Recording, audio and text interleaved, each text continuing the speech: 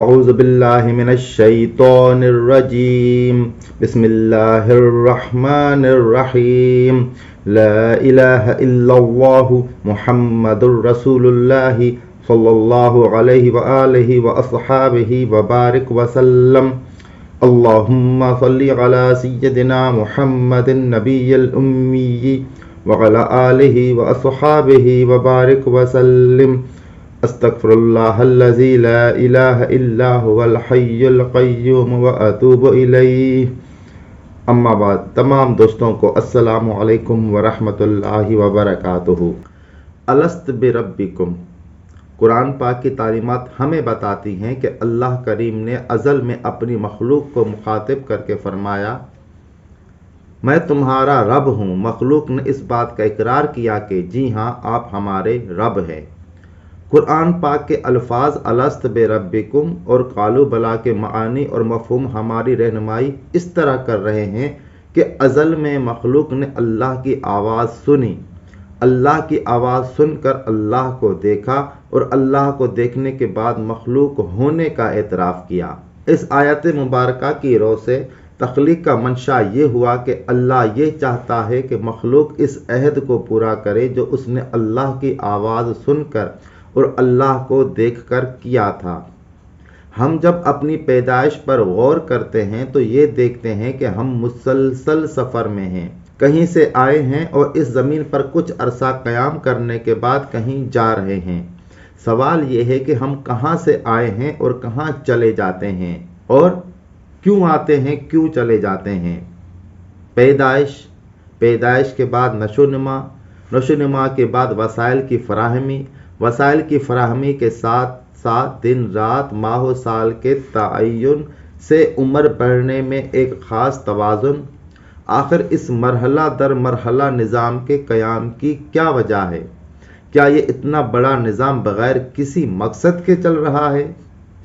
اس وسیع نظام کائنات کے علاوہ ہم اپنے جسمانی نظام کا جب مطالعہ کرتے ہیں تو یہ دیکھتے ہیں کہ ہمارے اندر ایک مشینری فٹ ہے۔ اس مشینری کے کل پرزے دل ہے، پھیپھڑے ہیں، پتا ہے، گردے ہیں، بے شمار ایندھن جلانے کی بھٹیاں ہیں جو غذا کو پروسیس کر کے جسمانی نظام کو قائم رکھنے کے لیے انرجی فراہم کرتی ہیں، اور پھر یہ انرجی خون کی صورت میں تمام اعضاء کو منتقل کر دی جاتی ہے۔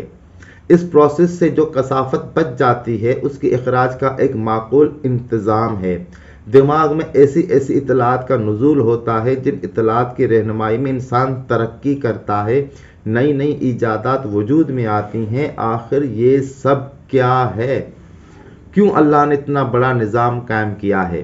اس کے بارے میں خود اللہ کہتا ہے، میں چھپا ہوا خزانہ تھا، میں نے محبت کے ساتھ مخلوق کو پیدا کیا تاکہ میں پہچانا جاؤں۔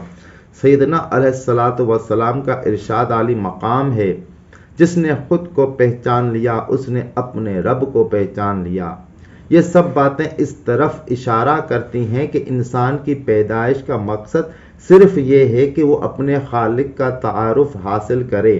انسان ازل سے ہی اللہ سے واقف ہے، لیکن روح پر ایک پردہ پڑ گیا ہے اور اس پردے کو ہٹانا ہی اپنے آپ کو پہچاننا ہے۔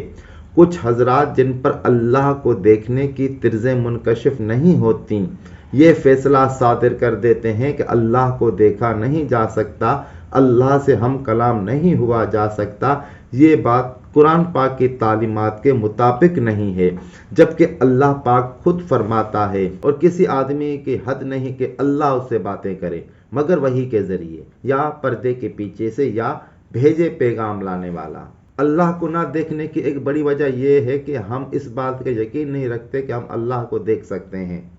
جب ہمارے اندر اس بات کا یقین ہی نہیں ہے کہ ہم اللہ کو دیکھ سکتے ہیں اور اللہ کی آواز سن سکتے ہیں، اللہ سے باتیں کر سکتے ہیں، اللہ کے حضور اپنی دعائیں، اپنی درخواستیں، اپنی التجائیں روبرو ہو کر پیش کر سکتے ہیں، تو ظاہر ہے کہ ہم نے خود ہی اپنے اور اللہ کے درمیان دیوار کھڑی کر لی ہے۔ قرآن پاک میں تفکر ہم پر منکشف کرتا ہے کہ مخلوق نے ازل میں اپنے خالق کو دیکھ کر، خالق کی آواز سن کر، خالق سے ہم کلام ہو کر اس کی ربوبت کا اقرار کیا ہے۔ ربوبیت کا جب تذکرہ آتا ہے تو یہ بات واضح ہو جاتی ہے کہ رب ہونے کا مطلب یہ ہے کہ ایسی واحد و یکتا ذات جو اپنی تمام صفات کے ساتھ ہمہ وقت مخلوق کا احاطہ کیے ہوئے ہے، اس لازوال ہستی کی صفات ہر آن ہر لمحہ ہمیں سنبھالے ہوئے ہیں، ہمارے اندر زندگی بن کر دوڑ رہی ہے، ہمارے اندر حواس کی تخلیق کر رہی ہے، یعنی زندگی کا دار و مدار جن حواس پر ہے وہ حواس خالق کی صفات سے فیڈ ہو رہے ہیں۔ قالوا بلا، ذات باری تعالیٰ کے ذہن میں کائنات کا وجود اس کے ارادے کے تحت موجود ہے۔ جب اس نے اس کا مظاہرہ پسند فرمایا تو حکم دیا کن، یعنی حرکت میں آ۔ جس وقت اللہ نے لفظ کن کہا تو ازل سے ابد تک جو کچھ جس طرح اور جس ترتیب کے ساتھ وقوع میں آنا تھا آ گیا۔ ازل سے ابد تک ہر ذرے کی تمام حرکات و سکنات موجود ہو گئیں، یعنی صفات الہیہ نزول کر کے کائنات کی شکل و صورت بن گئیں۔ ازل کے ابتدائی مرحلے میں موجودات ساکت و صامت تھیں۔ جب اللہ کو یہ منظور ہوا کہ موجودات کا سکوت ٹوٹے اور حرکت کا آغاز ہو تو اللہ نے موجودات کو مخاطب کر کے ارشاد فرمایا الست بربکم۔ اب ہر شے متوجہ ہو گئی، توجہ اور مرکزیت سے اس میں شعور پیدا ہو گیا، تو اس شعور نے جواب دیا بلا، بلا کہہ کر اللہ کریم کے رب ہونے کا عہد کیا۔ پہلی حرکت یہ تھی کہ موجودات کے ہر فرد کو صرف اتنا احساس تھا کہ میں ہوں، کہاں ہوں، کیا ہوں اور کس طرح ہوں، اس کا کوئی احساس اسے نہیں تھا۔ اللہ کریم نے موجودات کو جب مخاطب کر کے رب کی حیثیت سے اپنا تعارف کرایا تو سب سے پہلے قوت سماعت پیدا ہوئی۔ موجودات نے سنا کوئی کچھ کہہ رہا ہے، پھر قوت بصارت وجود میں آئی اور مخاطب پر نگاہ پڑی۔ مخلوق نے دیکھا کہ کسی نے مجھے مخاطب کیا ہے اور مخاطب اپنا تعارف رب کی حیثیت سے کرا رہا ہے۔ ذات باری تعالیٰ پر نظر پڑتے ہی قوت ناطقہ متحرک ہوئی اور مخلوق نے کہا جی ہاں، ہم آپ کی ربانیت کے سائے میں اس بات کا عہد کرتے ہیں کہ آپ ہمارے رب ہیں۔ اس مقام پر مخلوق کثرت سے متعارف ہو گئی۔ ہر مخلوق نے محسوس کر کے دیکھ لیا کہ میرے سوا اور بھی مخلوق ہے۔ لوح محفوظ کا قانون یعنی قرآن پاک ہمیں بتاتا ہے کہ ازل سے ابد تک صرف لفظ کی کار فرمائی ہے۔ حال، مستقبل اور ازل سے ابد تک کا درمیانی وقفہ لفظ کے علاوہ کچھ نہیں ہے۔ کائنات میں جو کچھ ہے وہ سب کا سب اللہ کا فرمایا ہوا لفظ ہے۔ اسی لفظ یا اسم کی مختلف طرزوں سے نئی تخلیقات وجود میں آتی ہیں اور آتی رہیں گی۔ اللہ کا اسم ہی پوری کائنات پر محیط ہے۔ لفظ یا اسم کی بہت سی قسمیں ہیں، ہر قسم کے اسماء کا ایک سردار ہوتا ہے اور وہی سردار اسم اپنی قسم کے تمام اسماء کا احاطہ کیے ہوئے ہے۔ اسی سردار اسم کو اسم اعظم کہتے ہیں۔ الفاظ یا اسماء کی حیثیت روشنیوں کے علاوہ کچھ نہیں ہے۔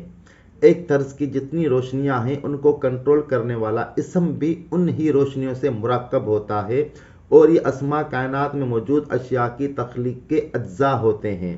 مثلا انسان کے اندر کام کرنے والے تمام تقاضوں اور حواس کو قائم رکھنے والا اسم ان تقاضوں اور حواسوں کا سردار ہوتا ہے، اور یہی سردار اسم اعظم کہلاتا ہے۔